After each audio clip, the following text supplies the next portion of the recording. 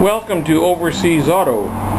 This is the Weber DGV DGAV and DGAS throttle shaft bearing kit installation video. You will need a few parts to do this job. You need the throttle shaft bearing kit with the throttle bearings, the throttle shaft bearings and the screws. You'll need a Phillips screwdriver possibly, and you'll need a flat screwdriver for sure. And of course you'll need your carburetor. Now we have all the linkage off.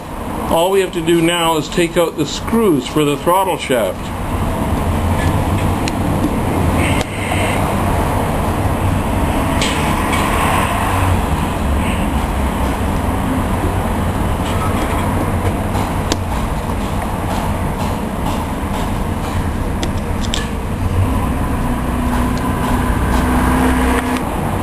Now we turn the throttle shaft and lift the throttle shaft plate out. And now we can take the throttle shaft out. You should just push out of the shaft housing, the body of the carburetor, and pull out. Sometimes you might have to put a drift in to pull it out. And there's the throttle shaft. We've already cleaned this one for show purposes.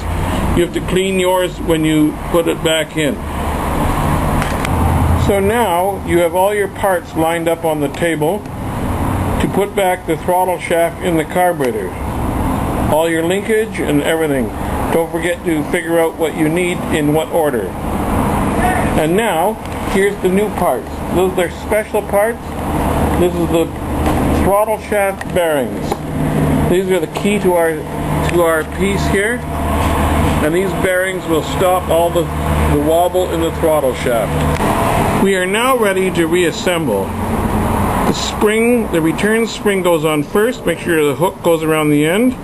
The spacer piece goes on next. Make sure the flange piece will go against the carburetor. The next piece is the loading spring that goes on. Then the new bearing goes on. The bearing just slides on. Sometimes it takes a bit of force. It's on there now. Now you can put it into the hole of the carburetor, into the throttle shaft hole. Make sure that the hook there of the spring goes into the hole there.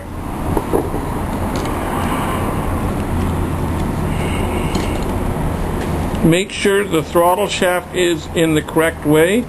The threads of the throttle shaft will point towards the top of the carburetor. The throttle shaft is now in place. Make sure that the spring is not sitting over top of the flange of the spacer. Now we can put our throttle plate in. Now we just put the throttle plate into the throttle shaft the correct way. Make sure the holes of the shaft are lined up with the hole on the throttle plate. And then make sure the holes are lined up again there when it's seated. And then you can put your screws in. Your kit will come with new screws, probably the black ones, with flathead screws on them. Then you can just tighten up the screws lightly to begin with. And then just open and close the throttle shaft a couple times to make sure it's seated properly. Now we can go to the other side and put the linkage and the other bearing on. So the bearing goes on first, goes onto the throttle shaft like so. And then if you have a little screwdriver, just push it in all the way in. And it sits there nicely. Then the loading spring goes on. Then your linkage goes on. The first piece, make sure it sits against the throttle shaft, the throttle speed screw washer. Then the washer goes on. Then you put your choke linkage on, and then you put your spacer on. You have to make sure that the little wavy spring goes on goes on there first, then you load it up with the choke piece. Then the secondary barrel opener, the loose lever it's called, you put the spring on first, load it there, put it on the primary throttle shaft, make sure the pin goes into the secondary throttle shaft. Another washer, then your linkage, then your lock tab,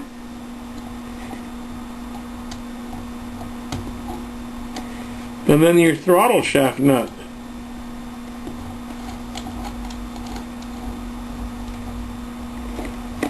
Make sure it all works. It does. Nice and smooth. And now we just have to put on the pump jet mechanism, the pump housing, right here. The screws are all installed for the pump jet. Everything works. Your carburetor is all ready.